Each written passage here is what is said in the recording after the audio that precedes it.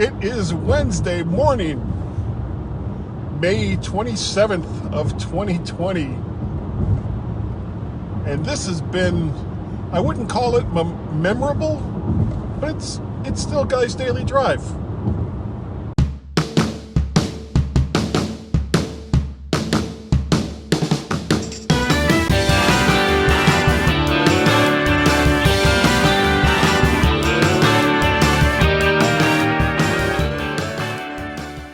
It is such a beautiful morning, sort of.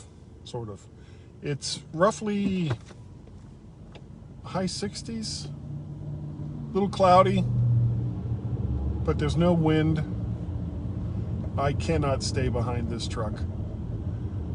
There's no wind, and here comes an ambulance, and it's still really nice. It's got one of those weird growler sirens, which is apropos of nothing. Has nothing to do with this. Here on Guy's Daily Drive, I just thought I'd mention it. So, I got an email yesterday, and it looks like work is finally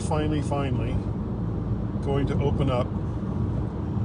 We still haven't been given a start date, and we still haven't been told how we're going to be phased. That was their phrasing, phased back in to our regular office environment. I don't know if they're going to have us split up. I mean, originally they had this concept of teams, and what team you were on would determine what days you would go into work. So not everybody would be at work at the same time.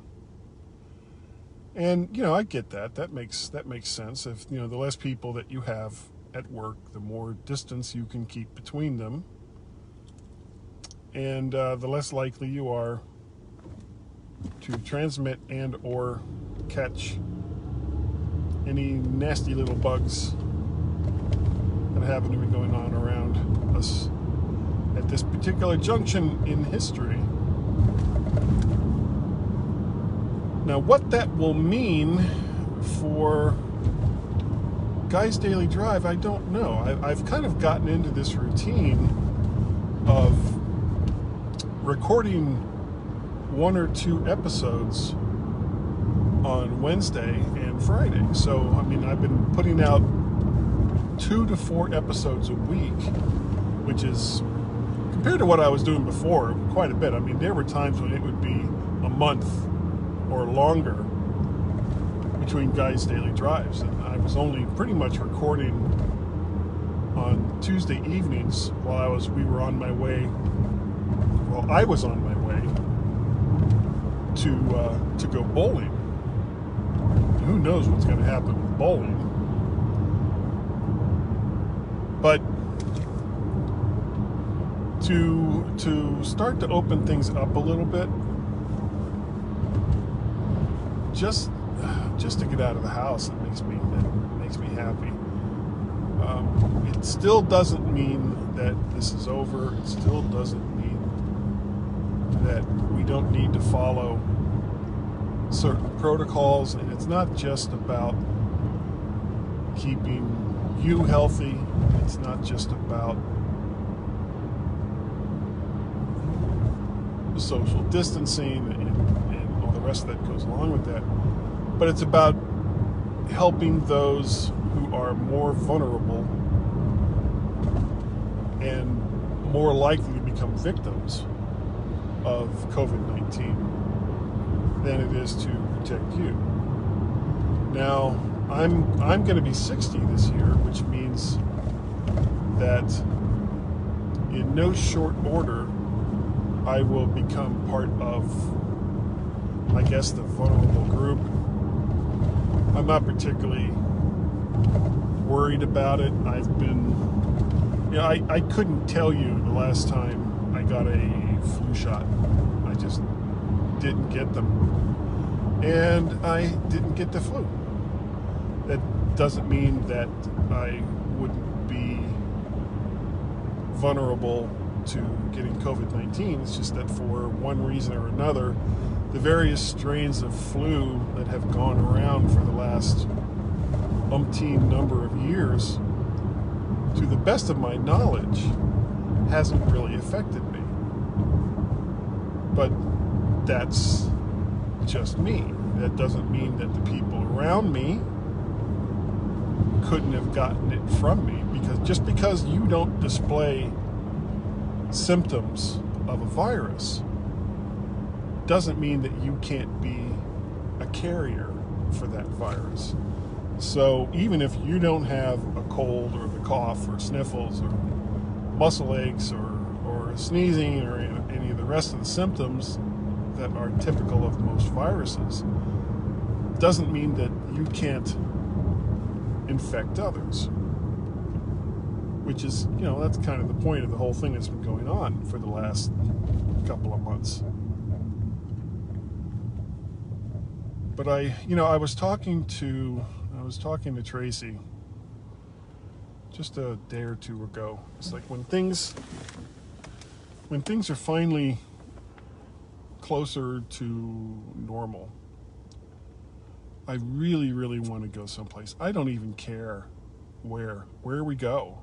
I just want to get out of the house. I want to go someplace and just do something other than look at the four walls of the house that I've lived in since 23, 24 years now. I know that place. It's not that big a deal. So I want to go someplace different. So I'm going to start looking into that. Now, unfortunately, as things open up, that also means that, come on, car, there you go. It also means that I'm going to get much busier at work.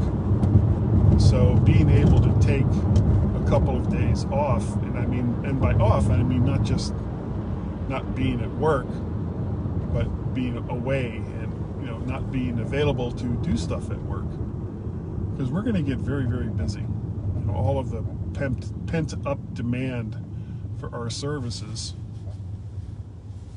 it's gonna be crazy, and this happens every once in a while, especially near the end of the fiscal year, as most people have some funds left over from their budget, and so they got to spend it. So we get real busy, and then it's usually dead for like a week or two before the end of the fiscal year. And then as soon as the next year starts, the floodgates open and everyone starts doing their things again. But my latest vacations have not really been very vacation-y. The last time I was down in Florida, I wasn't there that long, for one thing, which was kind of a drag. But there were a lot of planned events that I was doing, which meant that I didn't have a lot of leisure time. I flew down on a Thursday, and then Friday I had a get-together with some friends of mine from high school. Saturday was together with my former high school marching band teacher for his birthday. Sunday I drove up. No, I take that back. Sunday, actually, I had a leisure day. I had one day where nothing was going on. Monday, I then drove to my brother Bill's house and worked with him with his computer stuff. And that's always, it's always great to see my brother and his wife Daisy, my brother Bill, his wife Daisy, and his son Jeff, and all of their kids. Then Tuesday I went home. So it was like a 4-day trip. 3 days had stuff planned. There was no No beach time, though it was a little cold for that anyway. But there was always something that I either had to do or had to get ready to do. And when I go on a vacation, I don't necessarily want to spend all of it just doing the stuff that I had gone to that location to do. I like having a little bit of downtime, a little bit of exploring time. We went to Austin for my nephew's wedding, Austin, Texas, of course. And it was the same kind of thing.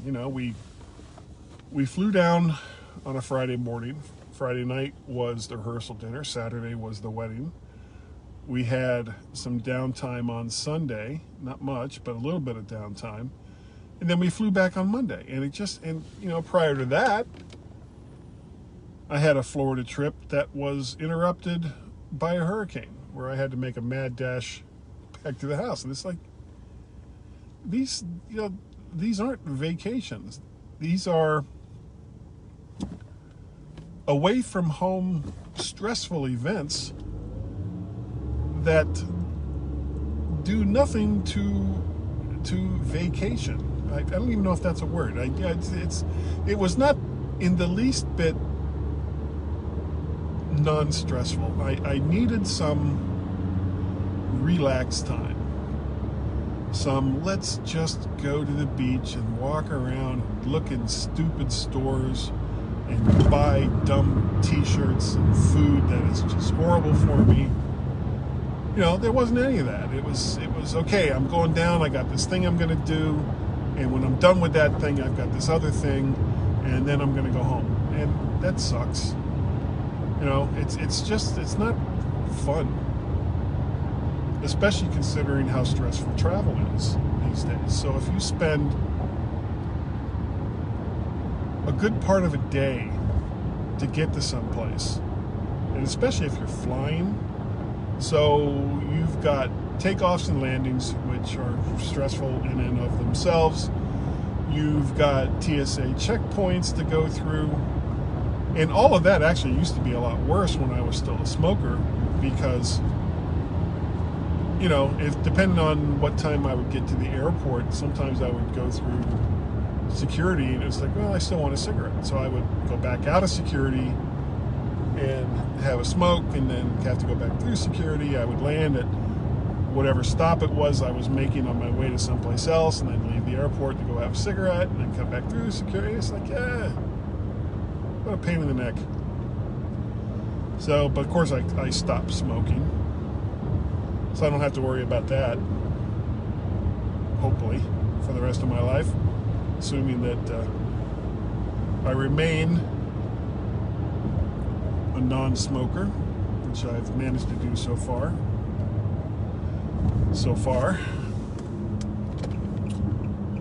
But I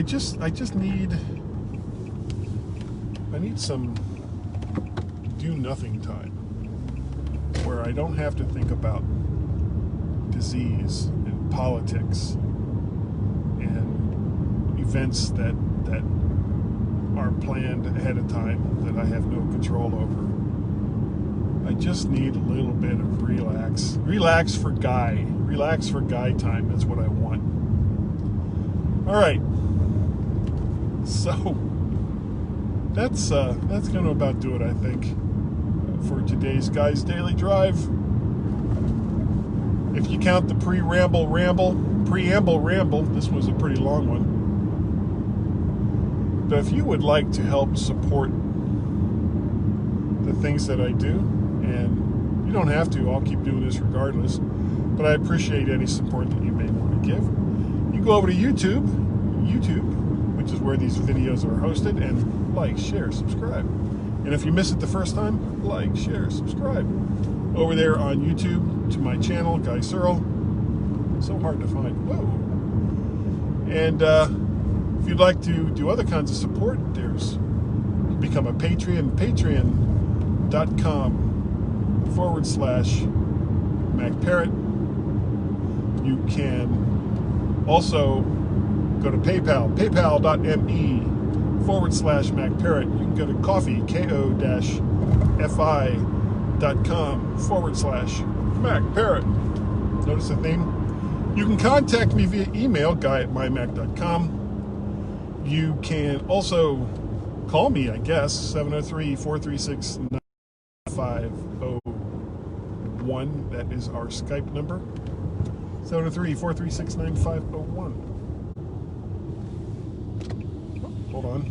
And I have a couple of Twitter.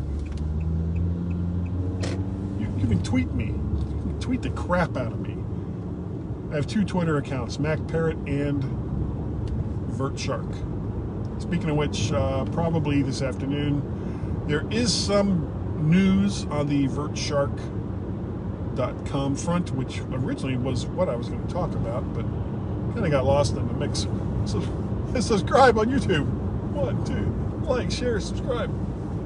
But that's going to be about it for this morning.